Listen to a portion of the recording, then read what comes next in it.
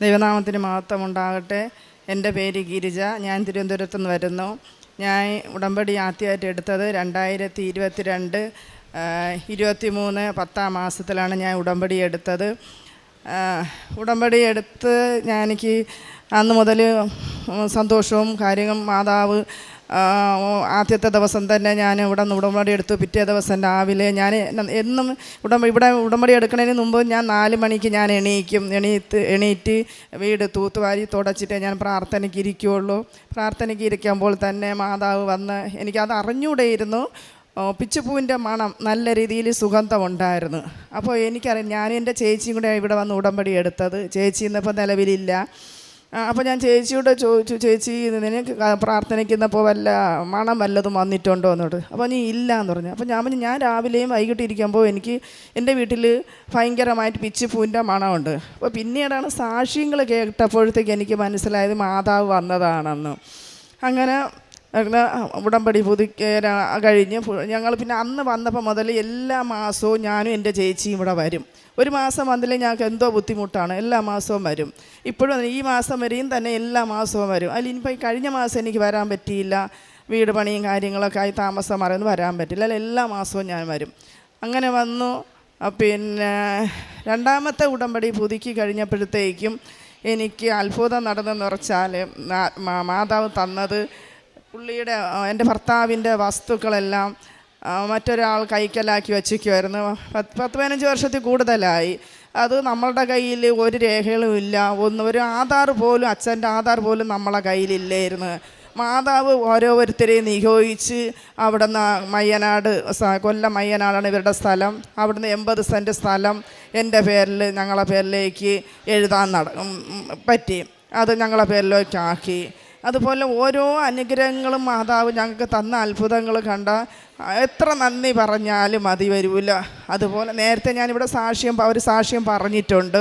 സാമ്പത്തികമായിട്ടുള്ള ബുദ്ധിമുട്ടിലൊക്കെ മാതാവ് എന്നെ സഹായിച്ച് അതെല്ലാം നമുക്ക് സാമ്പത്തികമായി നേടിത്തന്ന്.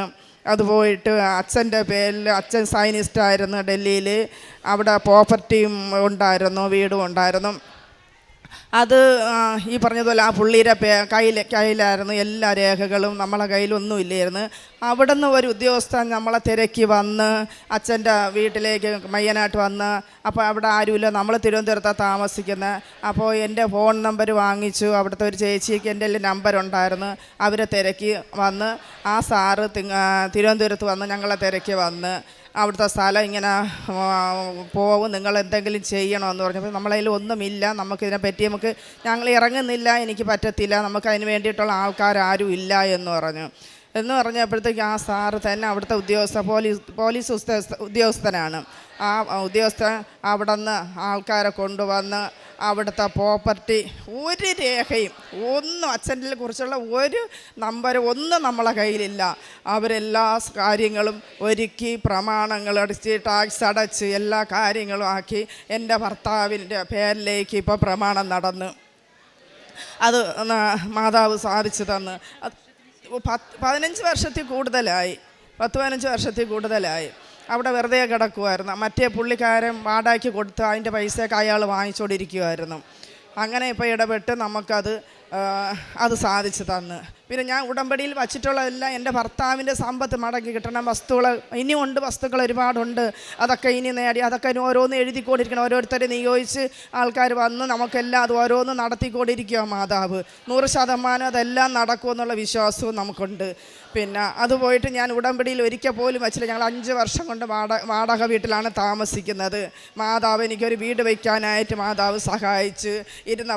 കുറച്ച് പൈസ കയ്യിലുണ്ടായിരുന്നു. അത് തീരാറായപ്പോഴത്തേക്ക് മാതാവ്, നമ്മൾ ആ സ്വപ്നത്തിൽ പോലും വിചാരിച്ചില്ല ഒരു ലോൺ എടുക്കണമെന്ന്. ഫെഡറൽ ബാങ്കിൽ നിന്ന് ഇങ്ങോട്ട് വിളിച്ച്, നിങ്ങൾക്ക് ലോൺ വേണമെങ്കിൽ എടുക്കാം, നിങ്ങൾക്ക് ലോൺ എടുക്കാനുള്ള സാക്ഷനായിട്ടുണ്ട്, എടുക്കാമെന്ന് പറഞ്ഞ് ഇങ്ങോട്ട് വിളിച്ച്, ഒരു രേഖയും വേണ്ട, ഒന്നും വേണ്ട, ആധാർ മാത്രം മതി എന്ന് പറഞ്ഞുകൊണ്ട് ലോൺ 4 ലക്ഷം രൂപ എനിക്ക് ലോണായി തന്ന്. എൻ്റെ വീട് പൂർത്തിയായി, താമസമായി. അതേപോലെ നടന്ന അനുഗ്രഹങ്ങളെന്ന് പറഞ്ഞാൽ ചെറുതും വലുതായിട്ട് നടത്തുന്ന ദിനങ്ങളെ ഓർത്ത് എത്ര നന്ദി പറഞ്ഞാലും മതിയില്ല. എന്ത് കാര്യം ഞാൻ ആഗ്രഹിക്കുന്നു, വലുതാകട്ടെ ചെറുതാകട്ടെ, ആരുടെയും മുമ്പിൽ കൈ നീട്ടാതെ മാതാവ് എൻ്റെ മുമ്പിൽ കൊണ്ട് എത്തിച്ചു തരും. എന്ത് കാര്യമായിരുന്നാലും ശരി തന്നെ, ആരുടെയും മുമ്പിൽ എനിക്ക് കണ്ണുനീരൊഴിക്കേണ്ടി വന്നിട്ടില്ല.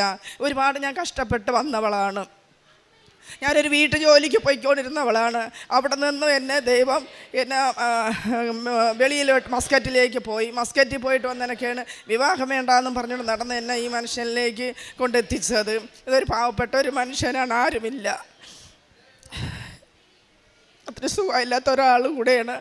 അപ്പോൾ അത് വെച്ച് എല്ലാവരും ആ മനുഷ്യനെ ദ്രോഹിക്കും. അച്ഛനില്ല, അമ്മയില്ല, എല്ലാവരും നഷ്ടപ്പെട്ട്, ബന്ധുക്കളാരും സഹകരിക്കത്തില്ല, അങ്ങനെയൊക്കെയുള്ള.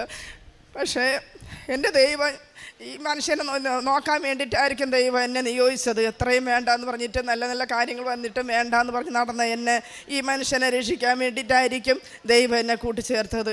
ഞാൻ 15 വർഷമായി എൻ്റെ കർത്താവിനെ അറിയാൻ തുടങ്ങിയിട്ട് അന്ന് മുതൽ ഇന്ന് വരെ എനിക്ക് തിരിഞ്ഞു നോക്കേണ്ടി വന്നിട്ടില്ല. എൻ്റെ കുടുംബത്തെ ഞങ്ങൾ 6 സഹോദരങ്ങളിൽ 5 പേരിലും നല്ലവളായി നല്ല രീതിയിൽ അനുഗ്രഹിക്കപ്പെട്ട് ജീവിക്കുന്ന ഞാൻ മാത്രമേ ഉള്ളൂ, നല്ല രീതിയിൽ നടക്കുന്നത്. ഇപ്പോൾ 3 വർഷം കൊണ്ട് ഞാനിവിടെ മാതാവിനെ അറിയാൻ തുടങ്ങി. ഈശോ കാരണം എനിക്ക് മാതാവിനെ അറിയാൻ തന്ന് അന്ന് മുതൽ ഇന്ന് വരെ നടത്തുന്ന ദിനങ്ങളെ ഓർത്ത് നന്ദിയോടെ സ്തുതിക്കുന്നു, സ്തോത്രം ചെയ്യുന്നു. എത്ര നന്ദി പറഞ്ഞാലും മതി വരില്ല. പിന്നെ എൻ്റെ അമ്മ കിടപ്പ് രോഗിയാണ്. അമ്മ കിടപ്പ് വെച്ചാൽ അമ്മ വീണ് അമ്മയുടെ ഇടുപ്പിലെ എല്ല് പൊട്ടിപ്പോയി, ഓപ്പറേഷൻ ചെയ്യാൻ പറ്റത്തില്ല. ഞാൻ 3 പ്രാവശ്യം 3 ഡോക്ടറെ കൊണ്ട് കാണിച്ചിട്ടും അവർ ഓപ്പറേഷൻ ചെയ്യത്തില്ല, വയസ്സായതുകൊണ്ട്. പിന്നെ കിടപ്പ് ആയപ്പോഴത്തേക്കും ഇവിടെ ബാക്കിലൊക്കെ പൊട്ടി മുറിവ് വന്ന് ശരിക്കും അങ്ങ് അനുഭവിച്ച് കാലിൽ മുറിവ് വന്ന് അപ്പോഴേക്കും ആശുപത്രി കൊണ്ടുപോയിട്ടും മരുന്നൊന്നും തേച്ചിട്ടൊന്നും ഒരു കുറവുമില്ല. പിന്നെ ഞാൻ നേർച്ച വസ്തുക്കൾ കൊടുത്ത് തൈലം പുരട്ടി പൂർണ്ണമായി സൗഖ്യത്തോടെ അമ്മ ഇന്നും കിടക്കുന്നു. അമ്മയ്ക്ക് യാതൊരു കുഴപ്പമില്ല. പിന്നെ അമ്മയ്ക്ക് ഈ അസുഖം വീണതിന് ശേഷം ജന്നി വരും, ഇടയ്ക്കിടയ്ക്ക് ഇങ്ങനെ ജന്നി വരുമ്പോൾ ഞാൻ പിന്നെ വിശ്വാസ പ്രമാണം ചൊല്ലി ഞാൻ ഉടമ്പടി തൈലം പൂശി കൊടുക്കും, ഉപ്പ് തേനും ഒക്കെ വായിൽ കൊടുക്കും. ഒക്കെ ആയിട്ട് അമ്മയ്ക്ക് ഇപ്പം വേറെ ഒരു കുഴപ്പമില്ല. കിടപ്പാണെങ്കിലും വേറെ അസുഖങ്ങളൊന്നുമില്ല. അമ്മയെ സൗഖ്യത്തോടെ അനുഗ്രഹത്തോടെ അമ്മയെ ഇരിക്കുന്നു. ആയുസ്സും ആരോഗ്യവും കൊടുത്ത് നല്ല ബലപ്പെടുത്ത് അമ്മയും കിടക്കുന്നുണ്ട്. എനിക്കും ഇടയ്ക്ക് ബുദ്ധിമുട്ടുകളൊക്കെ വരുമ്പോഴത്തേക്ക് നേർച്ച വസ്തുക്കൾ ഞാൻ ഉപയോഗിക്കും പൂർണ്ണമായും. പിന്നെ ഞാൻ കിടന്നപ്പോൾ ഇതേപോലെ എൻ്റെ ഈ ഇടത് കൈ ഇങ്ങനെ സ്തംഭിക്കും പോലെ എനിക്കങ്ങ് തോന്നി. BP ഉണ്ട്, ഇപ്പം BP ഷുഗറും ഒക്കെ ഉണ്ട്. അങ്ങനെ തേച്ച് എണീറ്റ് ഞാൻ പെട്ടെന്ന് ഉടമ്പടി തൈലം എടുത്തും കൊണ്ടുവന്ന് കയ്യിൽ വിശ്വാസ പ്രമാണം ചൊല്ലി കയ്യിൽ തൈലം പൂശി ഒരു മിനിറ്റ് ആവുന്നതായിരിക്കും എൻ്റെ കൈ നല്ല നോർമലായി പൂർണ്ണമായി സൗഖ്യം വന്ന്. കാരുണ്യ പ്രവൃത്തി എന്ന് പറയുന്നത് ഞാൻ ക്യാൻസർ രോഗികൾക്ക് ഫുഡ് കൊണ്ടുവന്ന് കൊടുക്കുകയും ഹോസ്പിറ്റലിൽ കൊണ്ടുവന്ന് ഒരു കിടപ്പ് രോഗികൾക്ക് ഫുഡ് കൊണ്ടുവന്ന് കൊടുക്കുകയും ചെയ്യും. ഇപ്പം തന്നെ ഈ ക്രിസ്മസിൽ തന്നെ 101 പേർക്ക് നമ്മൾ 3-4 പേര് കൂടി ഫുഡ് കൊണ്ടുവന്ന് കൊടുത്ത്. പിന്നെ പത്രം എന്ന് പറയുന്നത് പത്രം കൊണ്ടുവന്ന് ഞാൻ ഹോസ്പിറ്റലിൽ ഓരോരുത്തർക്കും കൊടുക്കണമെന്ന് വെച്ചാൽ ഞാൻ എല്ലാവർക്കും പറയും, എനിക്ക് കിട്ടിയ അനുഗ്രഹങ്ങളെല്ലാം പറഞ്ഞിട്ടാണ് ഞാൻ കൊടുക്കുന്നത്. അല്ല ചുമ്മാ കൊണ്ടുവന്ന് ഒരാളെ കയ്യിൽ കൊടുത്തിട്ട് ഞാൻ പോകുന്നതല്ല. ഞാൻ കൊടുത്ത് നിങ്ങൾ വായിച്ച് നോക്കണം, വായിച്ച് നോക്കിയിട്ട് നിങ്ങൾക്ക് പറ്റുന്നെങ്കിൽ നിങ്ങൾ ഒരു ദിവസമെങ്കിലും പോവാൻ ശ്രമിക്കണം, അനുഗ്രഹം പോയി വാങ്ങിക്കണം എന്ന് പറയും. എനിക്ക് തന്ന അനുഗ്രഹങ്ങളെല്ലാം ഞാൻ അവരോടൊക്കെ ഞാൻ പറയും. പിന്നെ എല്ലാത്തിനും മാതാവിനും ഈശോയ്ക്കും 1000 നന്ദി. എത്ര നന്ദി പറഞ്ഞാലും മതി വരില്ല. ഓരോ ദിവസം നടത്തണം. ഇന്ന് എനിക്കിവിടെ വരാൻ പറ്റുമെന്ന് ഞാൻ ആഗ്രഹിച്ചില്ല. ഒരാഴ്ച കൊണ്ട് ഞാൻ വരണമെന്ന് വിചാരിച്ചു. പക്ഷേ എനിക്ക് പനി പിടിച്ചിട്ട് ചുമ സൗണ്ടൊന്നും ഇല്ലായിരുന്നു, ഭയങ്കരമായിട്ട് സൗണ്ടൊക്കെ അടഞ്ഞ്. ഇന്നലെ ഞാൻ ഉപവാസത്തോടെ ഇരുന്നു, ബുധനാഴ്ചയല്ലേ ഞാൻ ഉപവാസത്തോടെ ഇരുന്ന് മാതാവേ എനിക്കിന്ന് ഇവിടെ വരണം, ഇവിടെ വന്ന് എനിക്ക് ഉടമ്പടി പുതുക്കണം, എനിക്ക് ഉടമ്പടി പുതുക്കേണ്ട ഡേറ്റ് കഴിഞ്ഞ് വരണമെന്ന് പറഞ്ഞ് എനിക്കിന്ന് ഒരു കുഴപ്പവും ഇല്ലാതെ ഇന്നലെ രാത്രി ഞാൻ രാവിലെ എണീറ്റ് എനിക്കിവിടെ വരാൻ സാധിച്ചു. അതിനൊക്കെ 1000 നന്ദി. പിന്നെ എപ്പോഴും ഓരോരുത്തർ സാക്ഷ്യം പറയുമ്പോൾ മാതാവ് അങ്ങനെ വന്നു, മാതാവ് ഇത് ചെയ്തു, അങ്ങനെ കണ്ടു എന്നൊക്കെ പറയുമ്പോഴത്തേക്കും അപ്പോഴും ഞാൻ ഒരു ദിവസം ഉച്ചയ്ക്ക് കിടക്കുമ്പോഴാണ് ഞാൻ ഈ സാക്ഷ്യങ്ങളൊക്കെ കേൾക്കുന്നത്. അപ്പോൾ ഞാൻ എന്ത് മാതാവേ എന്നോട് പിണക്കോ, എൻ്റെ അടുത്ത് എന്ത് മാതാവ് വരാത്തത്, എനിക്കിതുവരെ മാതാവ് എന്നെ നേരിൽ കണ്ടിട്ടില്ലല്ലോ എന്ന് പറഞ്ഞാൽ വിശ്വസിക്കത്തില്ല. അന്ന് ആ സമയത്ത് ഞാൻ സാക്ഷ്യങ്ങൾ കണ്ട് ഉറങ്ങിയപ്പോഴത്തേക്കും മാതാവ് ഇതേപോലെ ഈ സിൽവർ വേഷത്തിൽ മാതാവും കുറേ പ്രാവുകളും ഇങ്ങനെ അങ്ങോട്ടും ഇങ്ങോട്ടും എൻ്റെ നടയിൽ ഇങ്ങനെ നടക്കണതായിട്ട് ഞാൻ കണ്ട്. ഇതിൽ കൂടുതൽ എന്തോ വേണം മാതാവ് നടത്തുന്ന വിധങ്ങളെ ഓർത്ത് നേരിട്ട് കാണുകയും ഇപ്പം തന്നെ ഞാൻ ഇവിടെ ഇരുന്നുകൊണ്ട് അവിടെ ഇരുന്നുകൊണ്ട് ഉടമ്പടി പുതുക്കാൻ പോയപ്പോഴും ഞാൻ പറഞ്ഞു, മാതാവേ ഇതെൻ്റെ 7ാമത്തെ ഉടമ്പടി പുതുക്കണതാണ്, ഇന്ന് വരെ മാതാവിനെ എനിക്ക് എൻ്റെ കയ്യിൽ കിട്ടിയിട്ടില്ല. എന്ത് പറയാൻ ആ നിമിഷം ആഗ്രഹിച്ച ആ നിമിഷം തന്നെ മാതാവിനെ എൻ്റെ കയ്യിൽ കിട്ടി. മാതാവിനെയും കൊണ്ട് നടന്ന് എനിക്കിവിടെ ഉടമ്പടി പുതുക്കാൻ വേണ്ടി വന്ന്. ഇതിൽ കൂടുതൽ എനിക്കൊന്നും വേണ്ട. ഞാൻ എന്താഗ്രഹിക്കുന്നു, എന്ത് വിചാരിക്കുന്നു, എൻ്റെ മാതാവ് അവിടെ കൊണ്ട് എത്തിച്ചു തരും. ഏത് കാര്യമായിക്കോട്ടെ, പണമായാലും വേറെ എന്ത് സാധനം, എന്ത് കൂടിയ സാധനം വാങ്ങിക്കണമെന്ന് പറഞ്ഞാലും എനിക്ക് ആ നിമിഷം എൻ്റെ ദൈവം, എൻ്റെ മാതാവ് ഈശോയും കൂടെ എനിക്ക് വാങ്ങിച്ചു തരും. അതിനൊക്കെ എനിക്ക് എങ്ങനെ നന്ദി പറയണമെന്ന് എനിക്ക് അറിഞ്ഞുകൂടാ. പിന്നെ എന്നെക്കൊണ്ട് കഴിയുന്ന രീതിയിൽ പൈസ ആയിട്ടായിരുന്നാലും ആളായിട്ടായിരുന്നാലും എന്നെക്കൊണ്ട് കഴിയുന്ന രീതിയിൽ ഞാൻ സഹായിക്കും. ആർക്കായിരുന്നാലും എന്തായാലും സഹായിക്കും.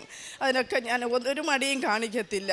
എല്ലാവർക്കും ഞാൻ എല്ലാം കൊടുക്കും. എൻ്റെ ഉണ്ടെങ്കിൽ ഞാൻ എല്ലാവർക്കും കൊടുക്കും. ആർക്കായിരുന്നു, വെളിയിലായിരുന്നാലും വീട്ടിലുള്ളവർക്കായിരുന്നാലും ഞാൻ എല്ലാം ചെയ്യും. അതിനനുസരിച്ച് എനിക്ക് മാതാവ് തന്നുകൊണ്ടിരിക്കുന്നു. ഇനിയും കുറേ എൻ്റെ ഭർത്താവിൻ്റെ കാര്യങ്ങളും എനിക്ക് ഒരുപാട് കിട്ടാനുണ്ട്. അതിനു വേണ്ടിയൊക്കെ പ്രവർത്തിച്ചുകൊണ്ടിരിക്കുന്നു. അതെല്ലാം എനിക്ക് മാതാവും ഈശോയും കൂടെ സാധിച്ചു തരുമെന്നുള്ള വിശ്വാസവും എനിക്കുണ്ട്. ഇത്രയും പറഞ്ഞ് എൻ്റെ സാക്ഷ്യം നിർത്തുന്നു. എൻ്റെ നാമത്തിൽ വിശ്വസിക്കുന്നവർക്കെല്ലാം കൃപയ്ക്കുമേൽ കൃപ.